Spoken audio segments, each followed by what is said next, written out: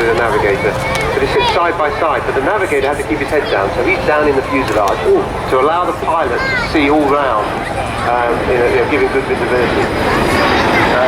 That's the cockpit actually.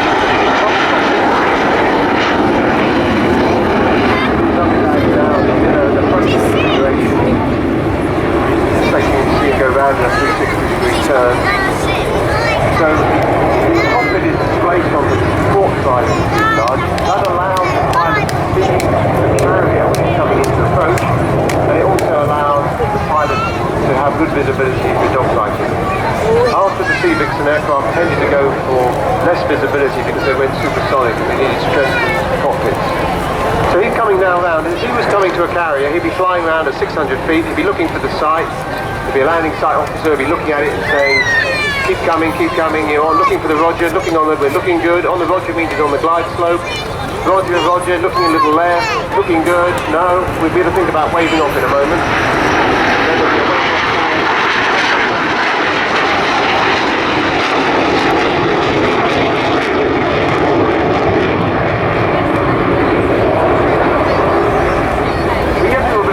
Starboard engine.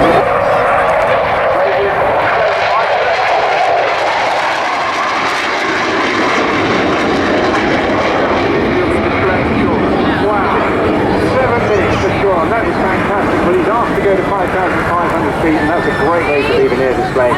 Now, you mentioned, we've got about 30 seconds, you mentioned dogfighting. That seems a really huge aircraft to go dogfighting in.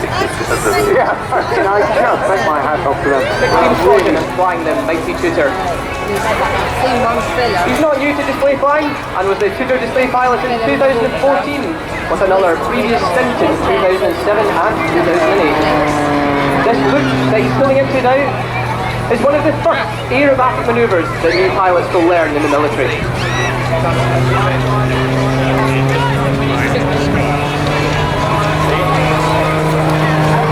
Up next is a reverse half Cuban 8, and he pitches to 60 degrees, nose up, rolls inverted, waits for the speed to drop below 60 knots, and then pulls through for the second half of the loop.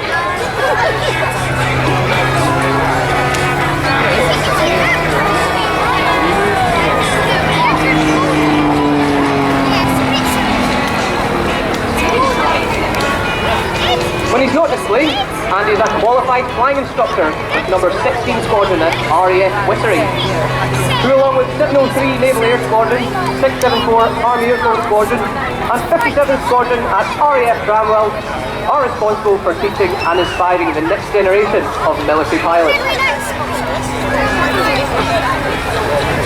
And I know here today we have some recent graduates of 57th Squadron, so congratulations to them on starting first step in their RAF career.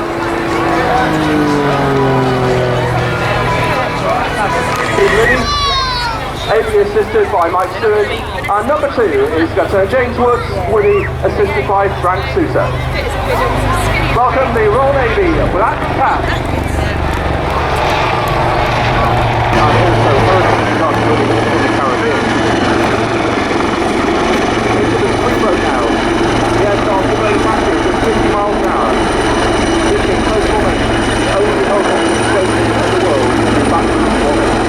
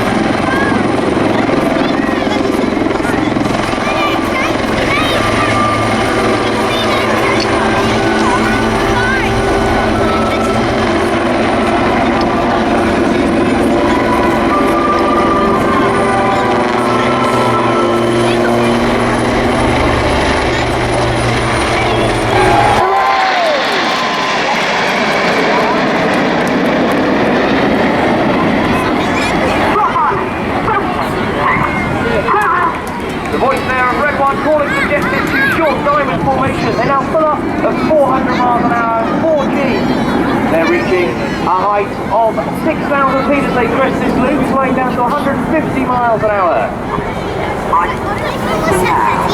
The voice of Red One, who's the team's leader, squad leader David Montenegro, and it's his first year leading the team.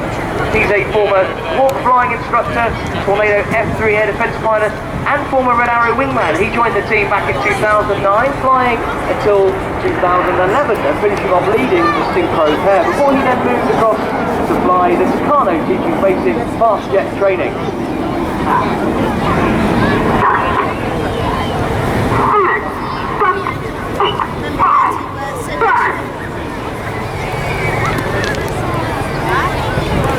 Another move now, you'll see Red 9 drop to the bottom of the formation, Red 6 and 7 move to their respective sides. Now Red 4 would normally be between Reds 2 and 8 in this shape, and it would be a very wide shape, measuring around 100 metres or 300 feet wide. And now let's get your cameras ready. This rather hazy backdrop will stand out our colours even better. They're patriotic. Let's have a huge round of applause for some red, white and blue. This is Phoenix. You see the paper?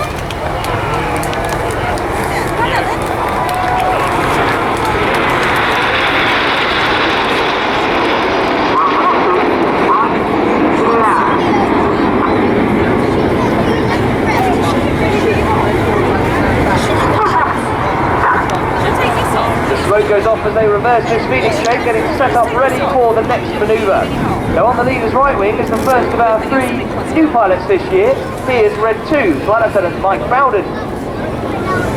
Mike started his career in the Royal Air Force flying the Hawk as an instructor. He then moved across to fly both the Harrier GR9 and the Tornado GR4 before he joined the Red Arrows. Now this is around 4th time lucky, the first time Mike's parents are here to watch him display. At every other display they've come to, the weather has meant we've had to cancel. So big hello to Mike's parents and his aunt and uncle. Hello to you. In from the right now, the first of our formation barrel rolls. This is the chevron roll. And roll. Let's give the pilots a big wave as the jets go upside down, everybody.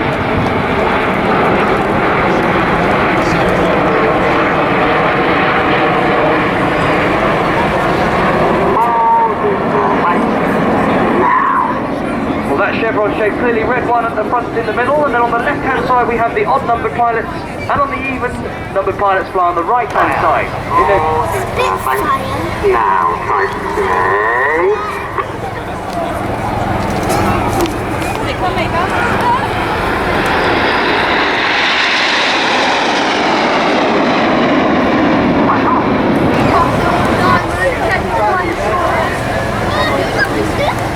No, you could tell. Yeah, you got that.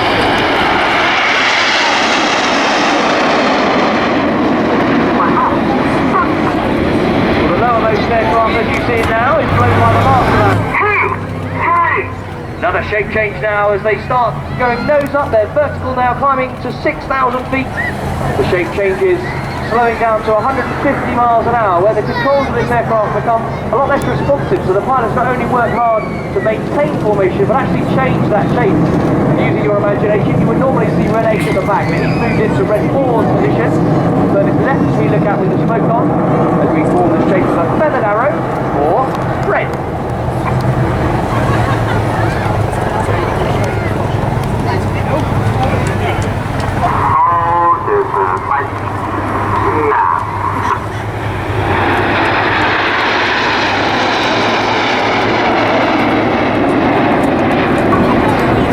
So there go Enid, a late fan out at the top. Keep your eyes on Jippo.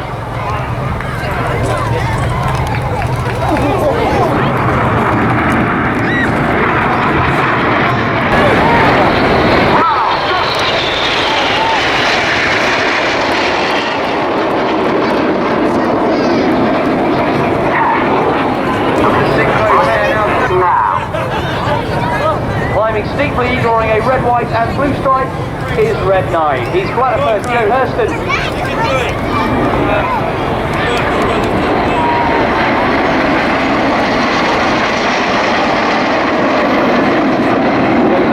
Second-year pilot in the team. He's the team's executive officer. He started his career as a Hawk instructor, then moved to the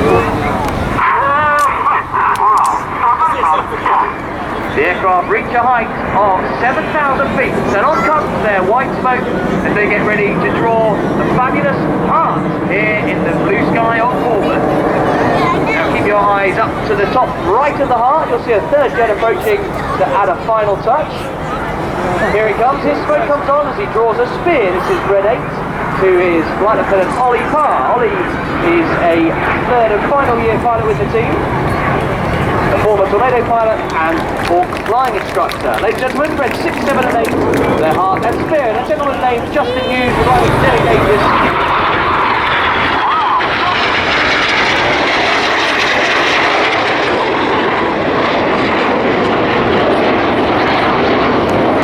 Works now twisting this lift towards us through 90 degrees in a quarter clover.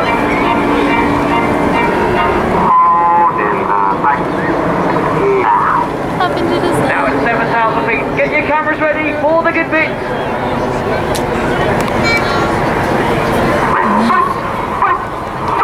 This is the vertical brake.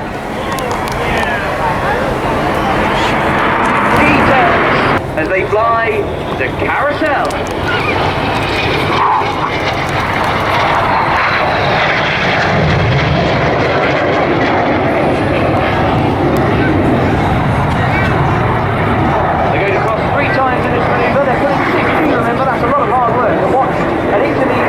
The pilots swap their smoke colour from red to blue and vice versa using the individual smoke colour control buttons on each of the aircraft's control column. Around the front, they switch back to white smoke.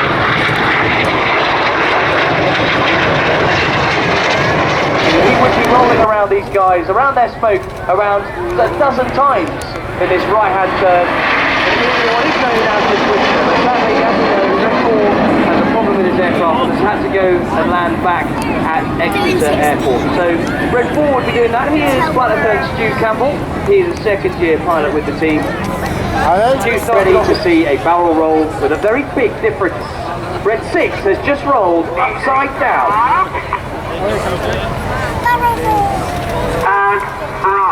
Hear the pain in Red 6's voice. He's pushing minus 2.5 G.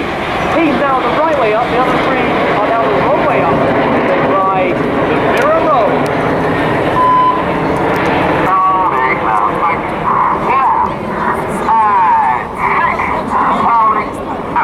You can hear the pain in his voice. Minus 2.5 G, ladies and gentlemen. The inside pilots pitch up to roll around the outside guys as they fly the rollback.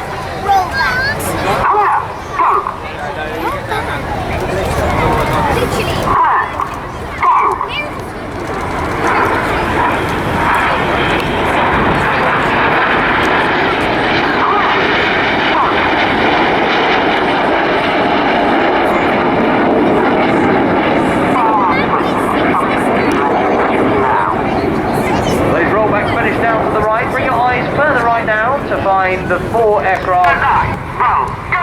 Reds 8 and 9 roll around them in the corkscrew. Well, let's give the synchro pair a big wave as they fly past upside down.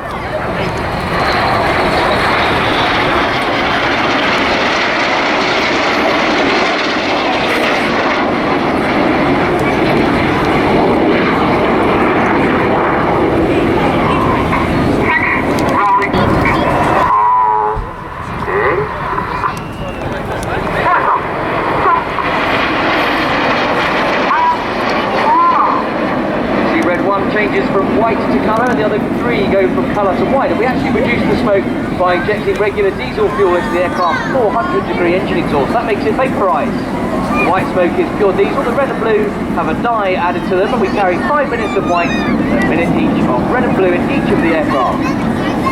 Now looking directly ahead, the Jippo. Smokes on, Reds 8 and 9 pitch up to roll around the synchro pair. They then perform their own rolls before they split in the Jippo break.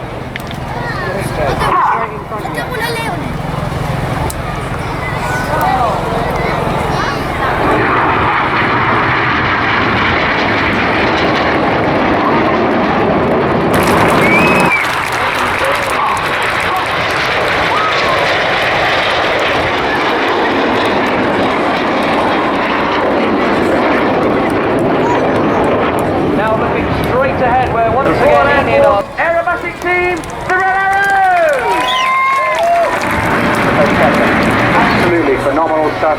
A V&E, that's basically a top speed inner dive up to 225 knots. Now these guys really know their business. Paul Bonham's already the world champion Red Bull air race leader, and alongside him the Red Bull air race leader, Steve Jones. Do you think that the Red Bull air race?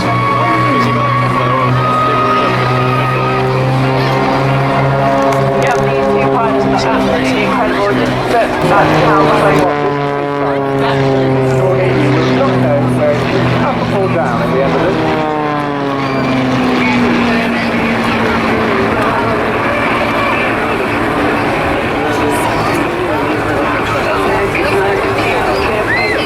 So here is Steve now tucking in ties, and you can just see how close the sunlight is quite developing around the world. So tomorrow it's around, it's not quite like a normal helicopter. This guy 14 tons at the moment, so 12 avatars in weight. The old master aircraft goes to 24.5 tons, so around 22 avatars in weight, all of the master aircraft. This capacity makes it the workhorse of the RF support helicopter fleet, and invaluable in campaigns such as Operation Herrick and indeed a nuclear weapon. Prepare yourselves for the sight of something quite majestic. Piloted today by Captain Phil O'Dell, ex-Royal Air Force Buccaneer and Jaguar pilot, now the Rolls-Royce Chief Test Pilot. Please welcome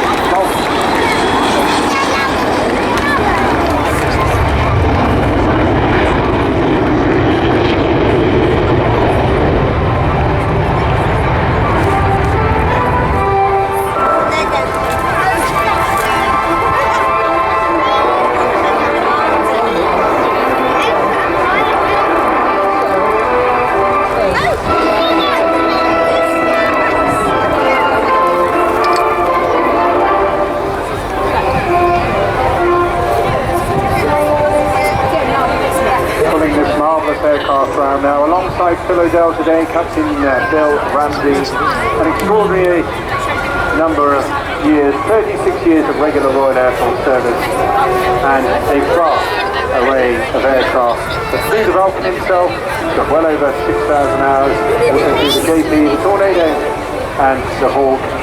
Friend with the BBMF, and was also a supervising officer for the Red Arrows. The third member today, Phil Davis, the Air Engineering Officer. All three of them proud to display in his final year.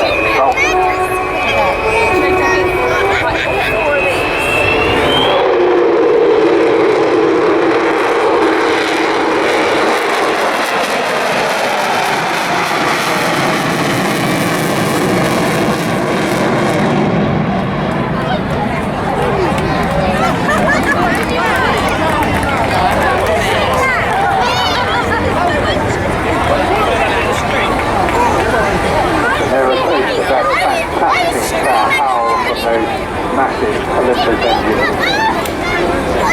Dude, I was screaming in the I was screaming in the oh my God. I'm never allowed to let that. Come on, Jason. Well, if you want to get the chance of enjoying a fast taxi in 558 with Martin Widders, yes, the man that led that black bus race down to Port Stanley, then do go along to the Vulcan, to the Sky, tent or marquee. There are many members of the Trust with us here in Bournemouth this weekend, and get yourself a ticket to take part in that. The second prize is a trip past life in formation. Let's enjoy the sight and sound of the mighty Vulcan once again. I've only got one, it's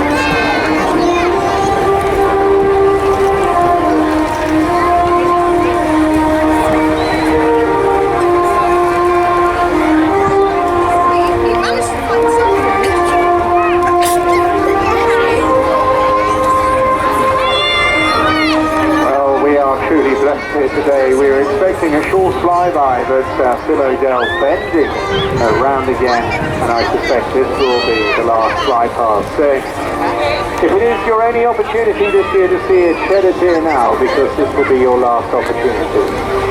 They've done a tremendous job in the trust to keep it flying for so long, but sadly now, many of the authorisations require speed payments. Enjoy it. Do give the crew a massive wave. Clap your hands, throw in the air whatever you've got, and I will catch them later today and pass on Bournemouth's very best wishes to Volker.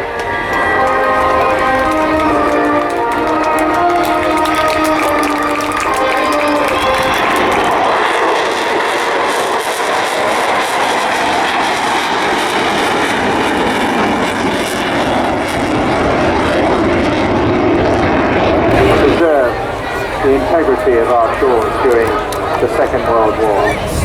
This aircraft is based in the UK, from where she flies regularly at airshows, memorial flypast. It's a commemorative event. Sally B has been operated by Ellie Sapmo, who I'm delighted to say is with us here today, leader of the B-17 conservation team. With the help of a dedicated team of volunteers and the backing of one of the largest supporters clubs of its kind in the world, Sally B Supporters Club. Aircraft is maintained by Chief Engineer Peter Brown and his team of volunteers, all, many of them, experienced professional pilots.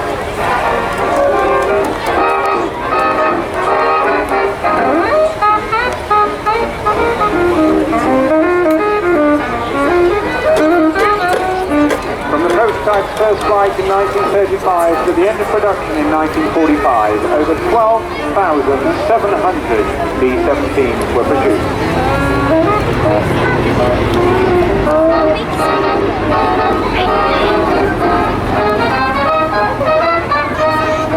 The final version, the B-17G Norway, it would appear that they were unstoppable. Please welcome, in a Spitfire and Hurricane, 2 elements from the Battle of Britain Memorial.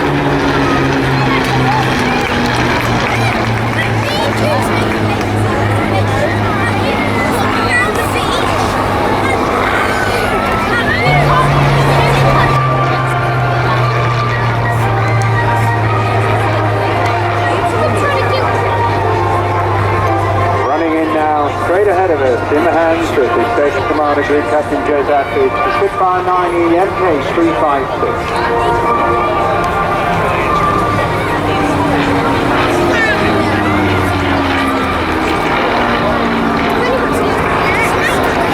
Produced in greater numbers than any other British combat aircraft before or since the World War. 20,341 Spitfires were built in 22 different variants. The aircraft remained in production for 12 years. The prototype maiden flight took place on the 5th of March 1936, and Mark I Spitfires entered service with the Royal Air Force with No. 19 Squadron in August 1938.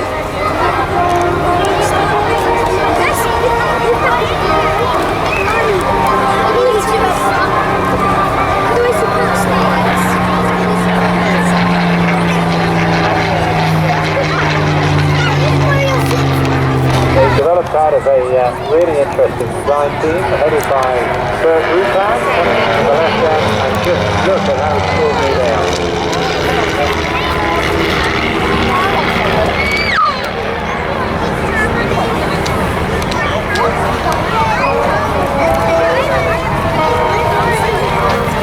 Yes, led by Real Weber. And alongside him, Michael Meyer and Javier Fontano.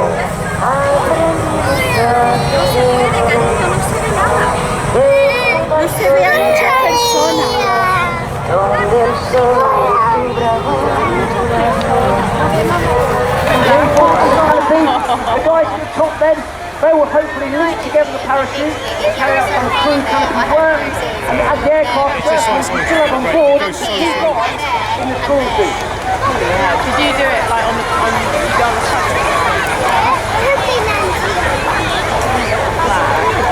So the first guy down and leading in the display will be Corporal Cordery from the Relay Parachute Display Team. Second and following down with the regimental flag will be Private Jake Manwaring. It's his first season on the team. He's had a fantastic season. The guys to come to a team must have at least 200 jumps. They will do a 2-week selection course, a training camp where we'll hopefully gain another 80 jumps, and at the end of which we'll then carry out various displays, and then they get selected if they're successful. Okay, ladies and gentlemen, let's give them a big cheer, then they can hear you on the canopy. Fantastic, well done. And as you can see there, we've got the sponsorship flags flying with the smoke train, and it's a real pleasure. I'd like to take the opportunity to thank our sponsors who have made this year especially easy for us by giving us all the support they do, so I'd like to thank them.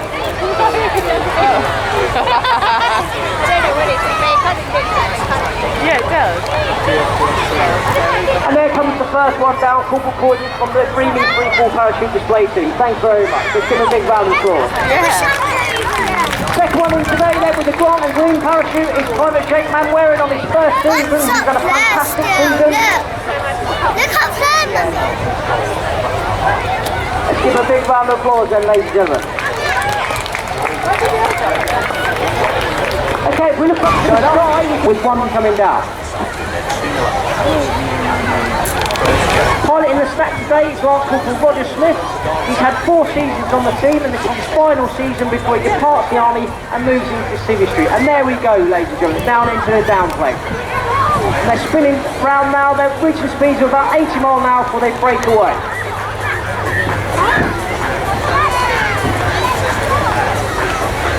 The crew cook today is, as I've said, Lance Corporal Roger Smith. He's a pilot in the Union Canopy with Private Jim Bridle, who's also on his first year as a display jumper, and Will Forbes, who's coming to the end of his second year as a display jumper.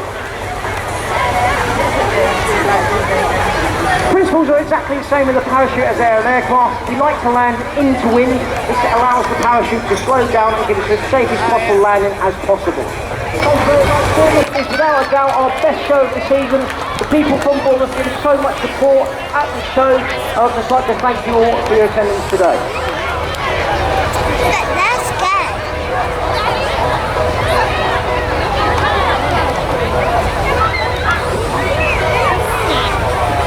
Okay, as the guys are coming into land now, the aircraft is circling around, and we have the Field Corporal Frank Lyric and Sergeant Bellis, who are going to jump out and hopefully fly side by side with the wingsuits with smoke trailing.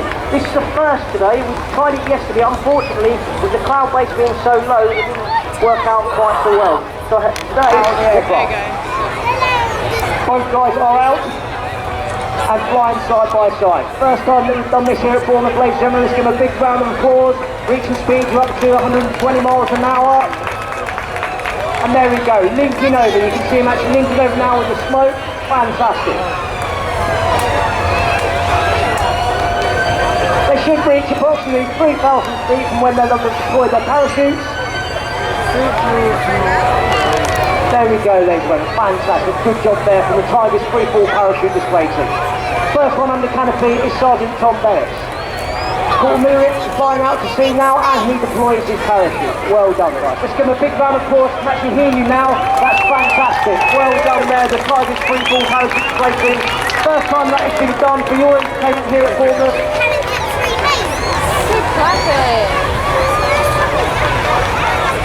Okay, no pressure then, Corporal Lyric. You can hear me. Let's see how close he can get to the tee.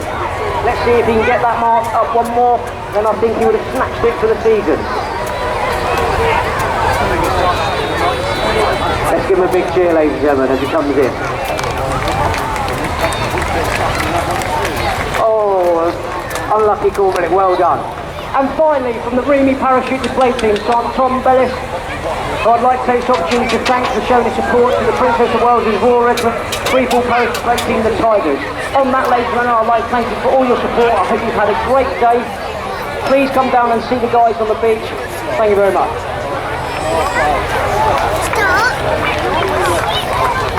Well, marvellous stuff indeed from Captain Ian Witt there, and what a great bunch of guys there. I just thought for a minute there, Frank Miller, he wasn't quite going to go for it, but marvellous. You see the shape of those suits, it's just fantastic. They really do fly around the sky. I've chatted to guys about it.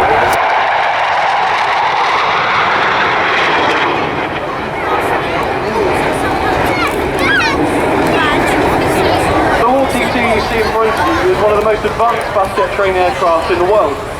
Despite sharing a name, it's an entirely new aircraft in comparison to the Hawk T1 flown by the Red Arrows.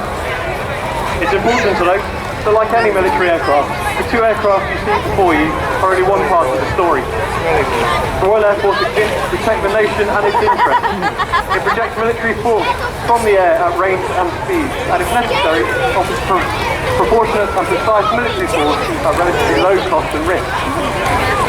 Cameras at the ready, ladies and gentlemen, as Ben and Toby present a different view of the Hawk TT as they fly for you at Topside Park.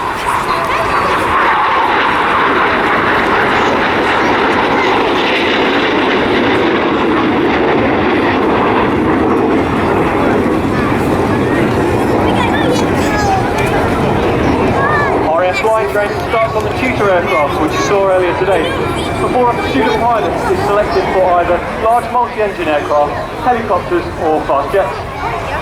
Those selected for fast jets will fly the Tucano before progressing.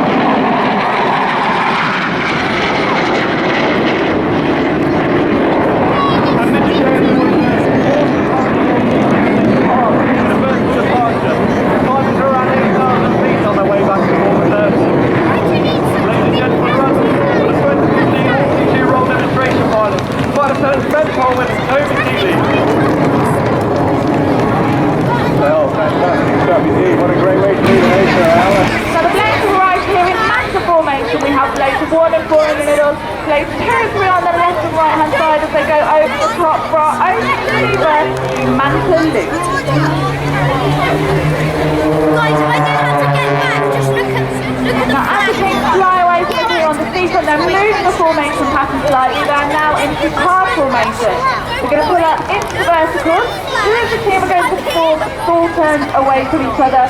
Two of the team are going to perform pushovers as they create in the sky the Blaze Champagne Fountain.